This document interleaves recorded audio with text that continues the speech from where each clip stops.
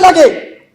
Doctor Shafiqur Rahman বিরোধী দলীয় নেতা, তিনিও বিবৃতি দিয়েছেন।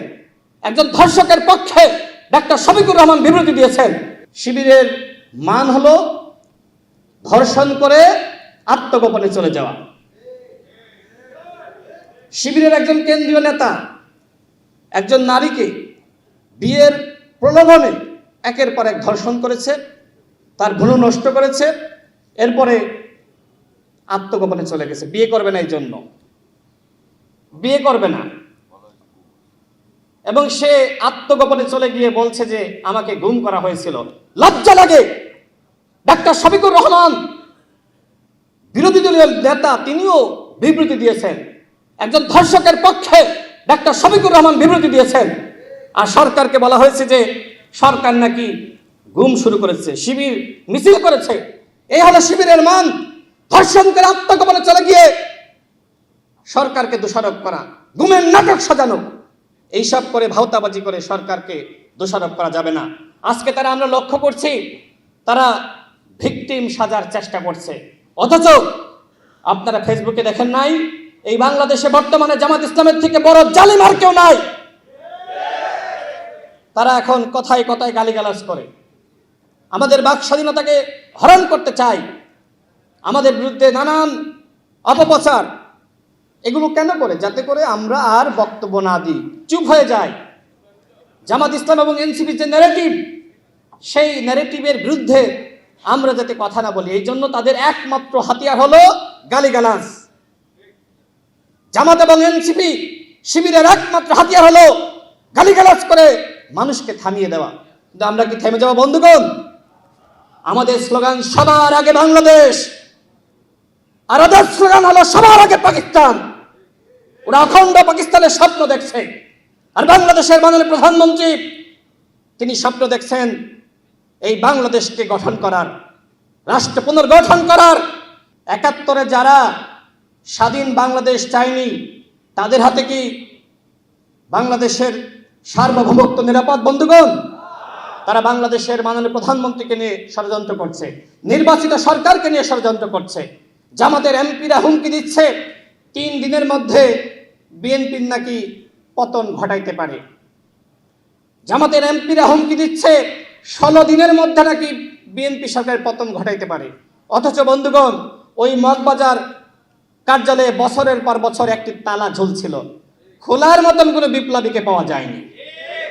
আর সেই তারা এখন সকাল বিকাল গণ অভ্যুত্থানের হুমকি দেয়। এইসব হুমকি ধামকি বিএনপি পরোয়া করে না।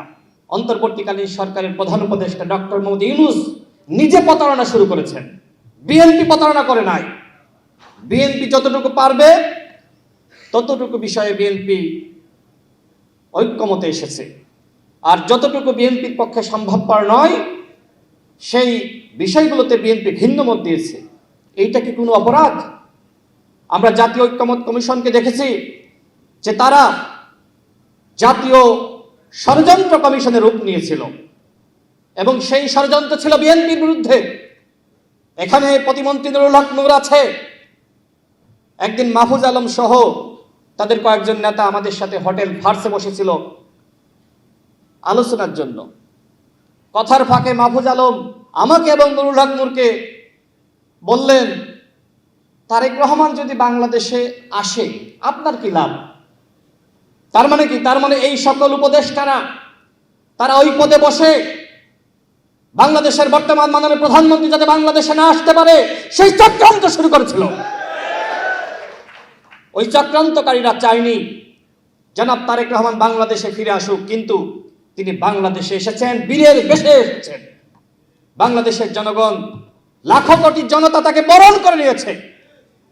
তিনি ল্যান্ড করেই বাংলাদেশের মাটি ছুঁয়ে দেখেছেন, এবং সেই মাটির কসম নিয়ে তিনি তার যে পরিকল্পনা, সেই পরিকল্পনা বাস্তবায়নে তিনি প্রতিনিয়ত সংগ্রাম করে যাচ্ছেন, জেলায় জেলায় যাচ্ছেন, মানুষের কথাগুলো শুনছেন।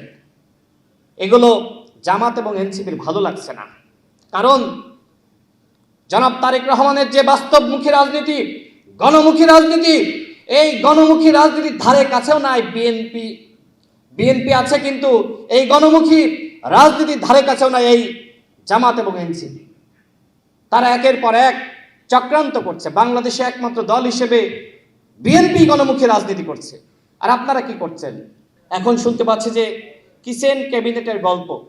হ্যাঁ, কিচেন ক্যাবিনেট ছিল, এবং সেই কিচেন ক্যাবিনেটের নেতৃত্বে ছিল এনসিপি। অন্তর্বর্তীকালীন সরকার ছিল এনসিপির সরকার। ডক্টর মোহাম্মদ ইউনূস তিনি এনসিপির পরামর্শ ছাড়া কোনো কাজ করতেন না।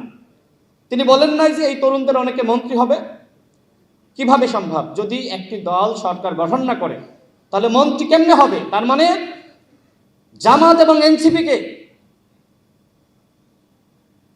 এবং এনসিপিকে সরকারে বসাবে আর বিএনপিকে অপোজিশনে বসাবে। এই চক্রান্ত ছিল ডক্টর মোহাম্মদ ইউনূসের।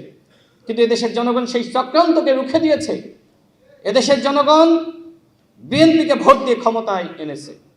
বিএনপি এখন দেশ পরিচালনা করছে, জনগণের ভোটে ক্ষমতায় এসে দেশ পরিচালনা করছে। সুতরাং বিএনপির বিরুদ্ধে কোনো চক্রান্ত ষড়যন্ত্র করে পার পাওয়া যাবে না। বিএনপির লক্ষ কোটি সমর্থক রয়েছে, বিএনপির হাজারো নেতাকর্মী রয়েছে। এই ষড়যন্ত্র, এই চক্রান্তকে তারা রুখে দেবে ইনশাআল্লাহ।